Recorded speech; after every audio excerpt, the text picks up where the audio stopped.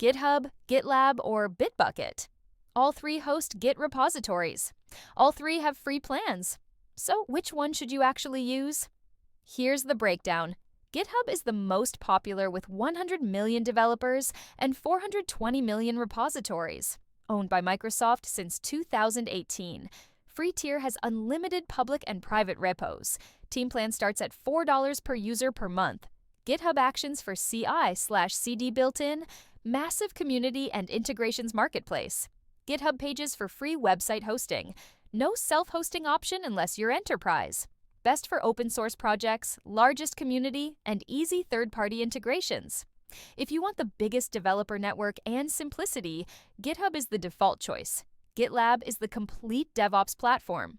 Started as open source in 2011, built in CI/CD, container registry, security scanning, monitoring, everything under one roof. Free tier includes unlimited repos and CI/CD minutes. Premium plan is $29 per user per month. You can self-host for free with Community Edition.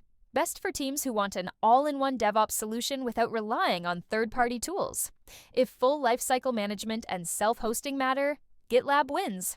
Bitbucket by Atlassian, deep Jira and Confluence integration. Free tier limited to 5 users with unlimited private repos.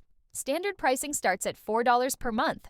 Bitbucket pipelines for CI/CD. Self-hosting available with Bitbucket Data Center for Enterprise. Not as feature-rich as GitHub or GitLab standalone. Best for teams already using Atlassian products like Jira.